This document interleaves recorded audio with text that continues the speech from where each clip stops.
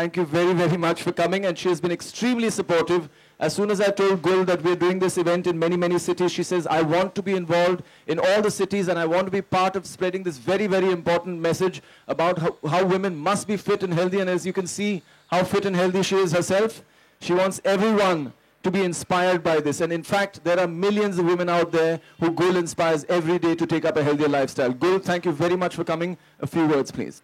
With half-naked men like Milind Soman. So I think events like these will go a long way in inspiring women to come forward and start running, fast walking, and maybe in the following years they will go into mainstream running events. Pinkathon has a 10-kilometer run, a 5-kilometer run, and a 3-kilometer run. So women from all walks of life, women from all fitness levels, you don't need to be a super fit runner to take part in Pinkathon. You can be anybody and manage to fast walk, brisk walk, slow walk, 3 kilometers, 5 kilometers, or 10 kilometers. The Women's Cancer Initiative in Tata Memorial Hospital actually 10 years back took on this as an important objective in their whole agenda. And Devika Bhojwani, when she started this along with the then director, late Dr. Dinshaw, she was very keen that, a part of our agenda should be to increase awareness in breast cancer. And I think we have come a long way from there currently with the way these events are showing response, and I'm very happy about that. Actually, literally run with him last year, and whenever I would tell people on air, I'm running with Milind Soman, people would be like, oh, lucky you. And then I would go to Priyadarshini Park, and this man is anything but fantastic. I mean, he is. But he's like, run, Malishka, run. I'm like, but what about all this hot sexiness? What about all of that? We'll be looking to each other. He's not like that, trust me. He uses that, and that's the hug at the end is great incentive. But I must tell you, he doesn't mind, okay, you fall for my looks and whatever else, but in the end, you have to run for a good cause. You do what I want. Yeah.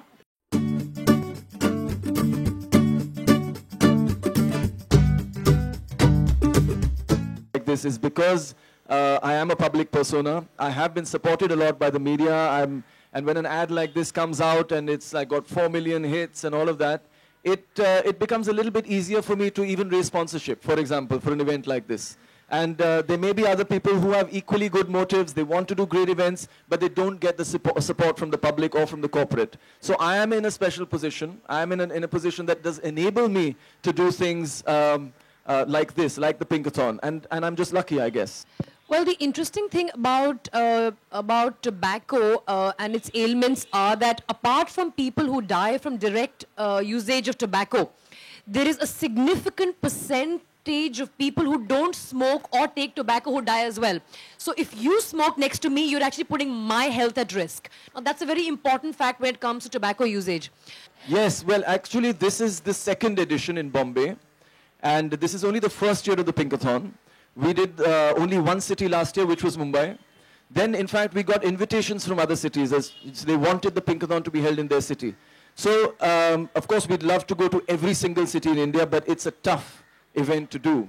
Apart from getting the messages out there, publicity, sponsorship, of course, which is a big, big, big deal. But we want to take it to as many places as possible.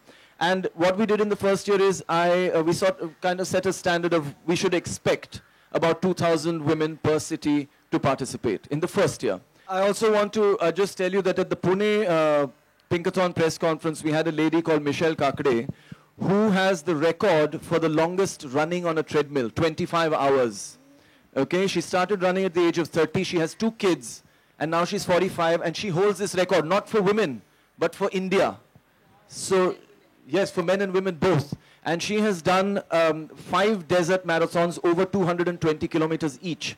So if there are women like that out there who do things like this with families, with children, leading regular lives like us, if they can do it, then anybody can do it. So you just have to make a habit, and it's something I must stick, that today I've done this.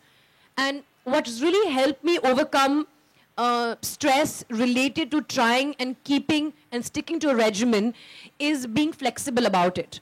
Earlier, I'd be like, no, 5 to 6 is my workout time and nothing else can happen at that time. And then if you don't do it, you get stressed and it kind of messes you up mentally.